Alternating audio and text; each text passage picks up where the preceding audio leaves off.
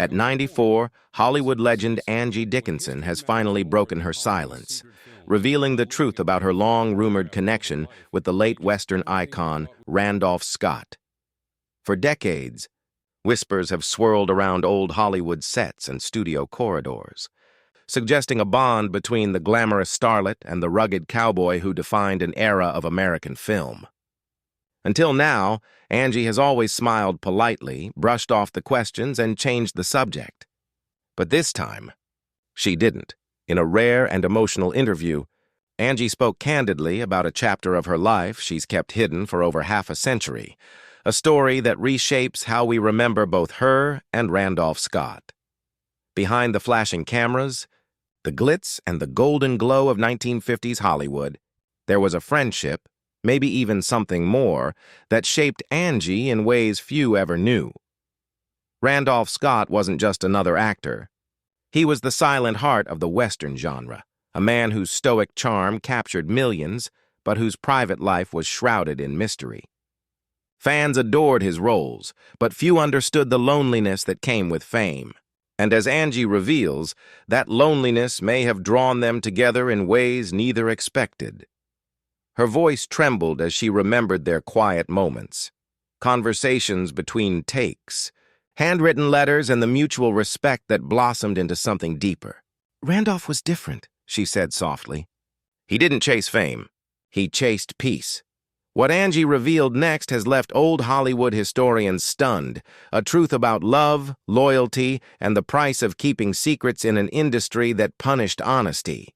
For decades, the story of Angie Dickinson and Randolph Scott has been buried under rumor and myth.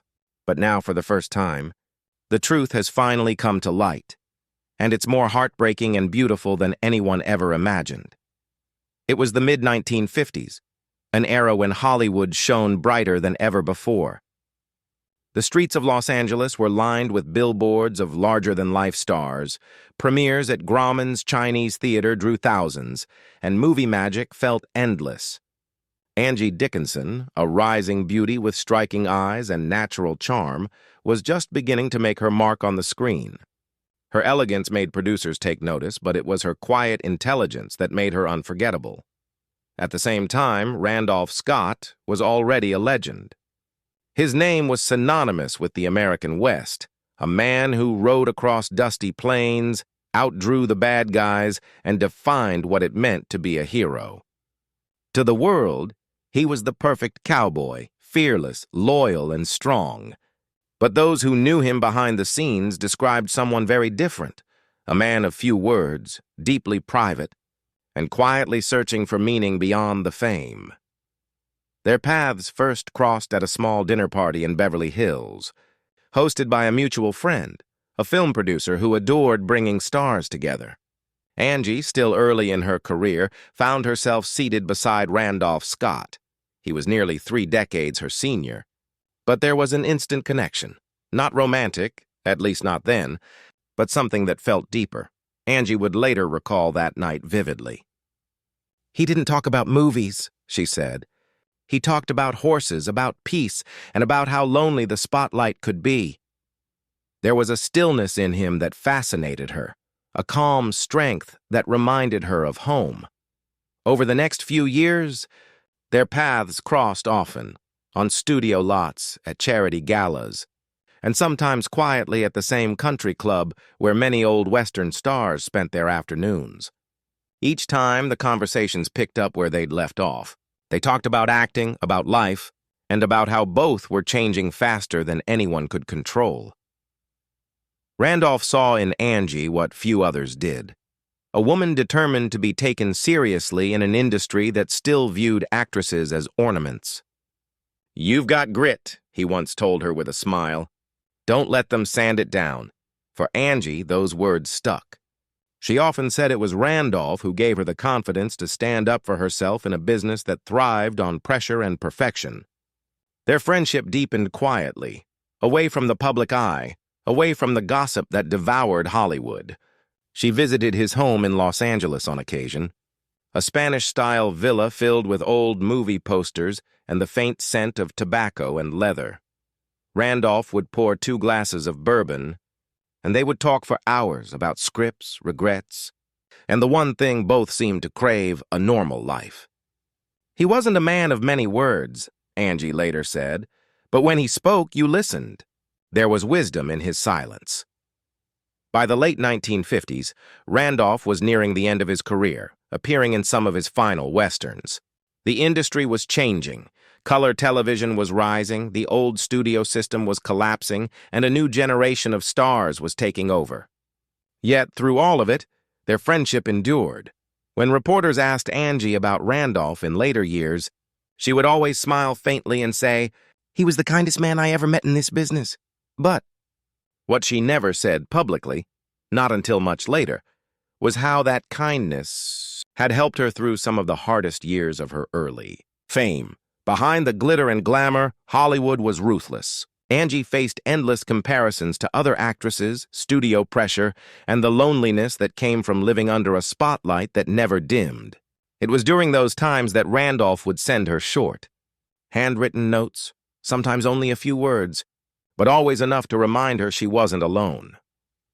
"Keep your light steady," one of his letters read. "The world needs it." That single line became Angie's quiet mantra. She carried it with her through the decades, through fame, love, heartbreak, and success. And though neither of them spoke of it publicly, what began as a friendship between two very different people was slowly becoming something far more profound, something Hollywood itself would never fully understand. By the late 1950s, Hollywood was changing, but one thing remained the same. Secrets ruled the industry. Every studio had its own brand of illusion to protect, every star their own personal story to hide. Beneath the glamour and flashing lights, whispered romances and quiet heartbreaks lived in the shadows. For Angie Dickinson and Randolph Scott, that shadow world became their refuge. Their friendship had started innocently enough, but as years went by, it grew into something deeper, something that neither could fully define nor completely deny. Randolph, older and wiser, had lived through decades of Hollywood's rise and fall. He'd seen how quickly the industry could lift a person up, only to cast them aside when the next big name appeared. Angie, still blossoming into stardom, was learning that same lesson firsthand. The two found comfort in each other's company, not in loud parties or public appearances, but in stolen moments that belonged only to them. Angie would visit Randolph's estate in the Hollywood Hills, where they'd sit on his patio overlooking the city's endless glow. He'd make coffee, play old records, and share stories from a time when movies were simpler, when loyalty meant something. "He made me feel safe," Angie once confessed. That wasn't easy in Hollywood. Randolph, for his part, admired Angie's courage. She was not the typical starlet. She spoke her mind, turned down roles that felt wrong, and refused to be molded by the studios. "You remind me of me," he'd tell her with a half-smile. "Just smarter." But their connection wasn't something they could ever announce. The studio heads were wary of any story that didn't fit their public image. Randolph, though respected, was nearing retirement and carried his own set of rumors about his private life, his friendships, and his reluctance to remarry after years of solitude. Angie, young and desirable in the public eye, was carefully marketed as the next great leading lady. A relationship between the two didn't fit Hollywood's picture-perfect narrative, so they stayed silent. Behind closed doors, their bond deepened, not always romantic, but undeniably emotional. Angie often described it as a love that didn't need to be labeled. They would write to each other between film shoots, his letters calm and reflective, hers full of longing and confusion. "Sometimes," she wrote once, "I think you understand me more than I understand myself." Randolph's replies were always brief, but they carried weight. "Understanding you," he once wrote, "isn't hard. The world just complicates what's simple." It wasn't long before the gossip columns caught hints of their closeness. A few insiders whispered about the unlikely friendship between the old cowboy and the new starlet. But both denied it gracefully, smiling for the cameras, deflecting questions, and moving on. For Randolph, discretion had always been his shield. For Angie, it was becoming a necessity. In truth, they both knew what the relationship meant, a sanctuary from an unforgiving world. When Randolph retired from acting in the early 1960s, he invited Angie to spend a few quiet days at his ranch outside Los Angeles. Away from the city's noise, they'd ride horses, cook dinner together, and talk late into the night. Angie once said those were some of the most peaceful days of her life. He wasn't trying to impress anyone, she said years later. He just wanted to live, really live, without the cameras watching. But as time passed, distance became inevitable. Angie's career skyrocketed, especially after her breakout roles in Rio Bravo and later Policewoman. Her schedule grew hectic, and Randolph grew older, retreating further from public life. Their letters became less frequent, but the bond never disappeared. When she was asked in later interviews about love and regret, Angie would pause before answering. "There was someone," she'd say softly, never naming him. Someone who... It was during one of those visits that Angie realized how much he had shaped her, not just as an actress, but as a person. His calmness had steadied her through Hollywood's storms, and his honesty had taught her what dignity looked like in a business built on illusion. In 1987, Randolph Scott passed away at the age of 89. When the news broke, Hollywood paid its respects with headlines and tributes, calling him the last true cowboy. But for Angie, his death felt like something far deeper, the loss of a chapter that had quietly defined her life. For weeks, she avoided interviews. When she finally spoke publicly, she said simply, "Randolph was one of the good ones. There aren't many like him anymore." But privately, she kept his letters, dozens of them, carefully stored in a small wooden box. Some were short, others longer, but all carried his unmistakable warmth. In the years that followed, Angie's career continued, but her heart often drifted back to those quiet afternoons and handwritten notes. She later admitted to close friends that Randolph was the only man in Hollywood who ever made me feel completely safe.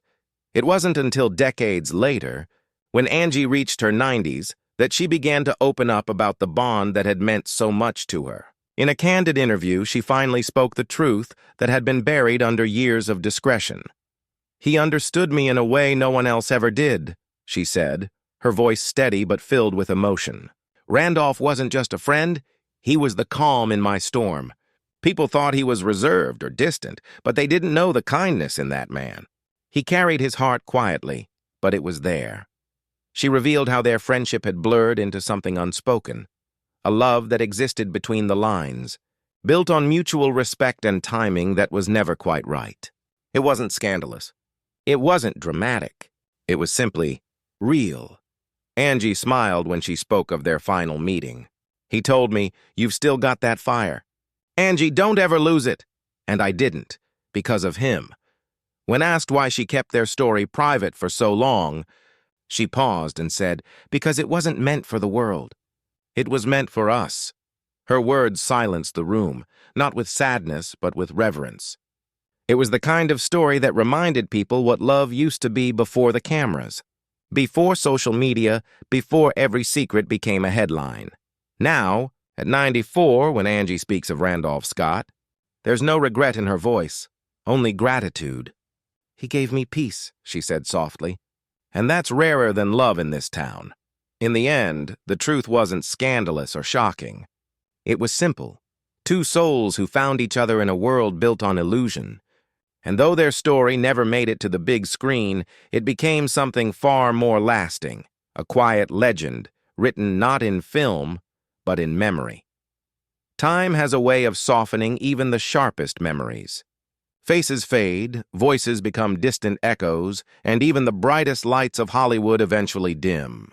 But for Angie Dickinson, some memories never lost their glow, especially those tied to Randolph Scott. Now, at 94, Angie lives a quieter life, far removed from the glitz that once surrounded her. The awards on her shelf, the old scripts, and the framed photos are all reminders of a career that shaped generations.